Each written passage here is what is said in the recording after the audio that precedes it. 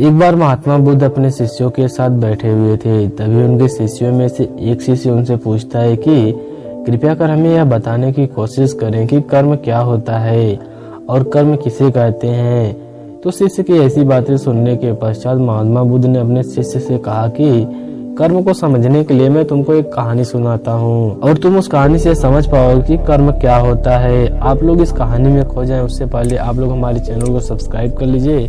अगर Facebook page पर देख रहे हैं वीडियो तो पेज को प्लीज फॉलो कीजिए। महात्मा बुद्ध जी अपना कहानी शुरू करते हुए कहते हैं कि बुलंदशहर का एक राजा था जो अपने मंत्री के साथ घोड़े पर बैठकर अपने राज्य का भ्रमण कर रहा था। राज्य का भ्रमण करने के बाद राजा एक दुकान के पास रुक गया और रुकने के बाद राजा ने अपने मंत्री से कहा कि मंत्री जी, मुझे ऐसा प्रतीत हो रहा है कि इस दुकानदार को कल फांसी की ही सजा सुना दूं और मुझे इसे मृत्यु दंड देने की इच्छा हो रही है। इसके पश्चात मंत्री जी राजा से इसका कारण पूछते, उससे पहले राजा वहां से आगे निकल जाते।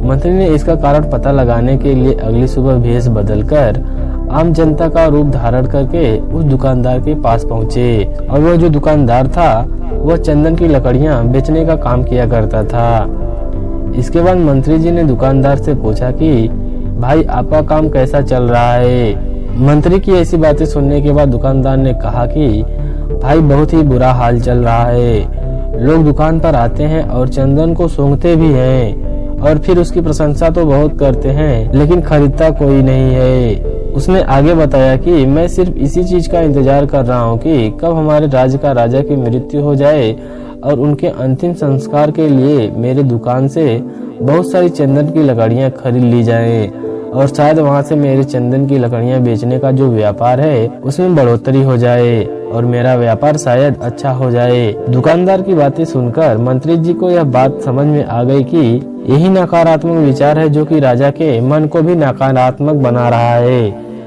वह मंत्री बहुत ही बुद्धिमान और होशियार था, इसलिए उसने सोचा कि मैं थोड़ी बहुत दुकानदार से चंदन की लकड़ियाँ खरीद लेता हूँ। और उसके बाद उस मंत्री ने उस दुकानदार से पूछा कि क्या मैं आपकी दुकान से थोड़ी बहुत चंदन की लकड़ियाँ खरीद सकता हूँ। दुकानदार यह सुनकर बहुत ही प्रसन्न हुआ और उसने सोचा कि चलो, इतने समय से कुछ भी नहीं बिक रहा था, आज तो कुछ बिका। उसके बाद उस दुकानदार ने कुछ चंदन की लकड़ियों को अच्छी तरीके से पैक करके उस मंत्री को दे देता है।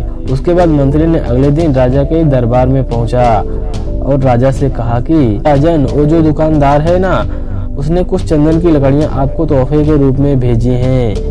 यह बात सुनकर राजा बहुत ही प्रसन्न हुआ और मन ही मन सोचने लगा कि बेकार में ही मैं उसके बारे में गलत सोच रहा था।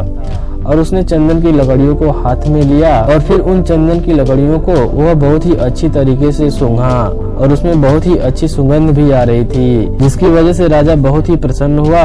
और उसके बाद राजा ने अपने मंत्री के हाथों उस दुकानदार के लिए कुछ सोने के सिक्के भेजने की इजाजत दी।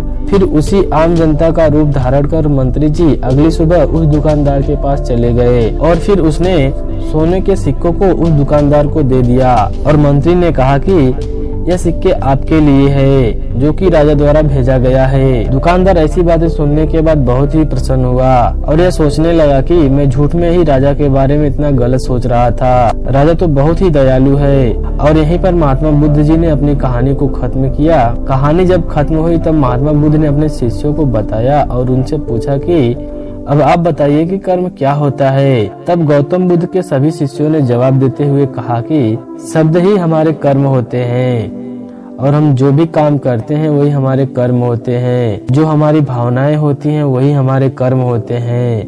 महात्मा बुद्ध जी ने सभी शिक्षकों की आवाज सुनने के पश्चात कहा कि आपका विचार ही आपके कर्म है। अगर आपने अपने खुद के विचारों पर नियंत्रण पाना सीख लिया तब आप एक महान इंसान बन जाते हैं।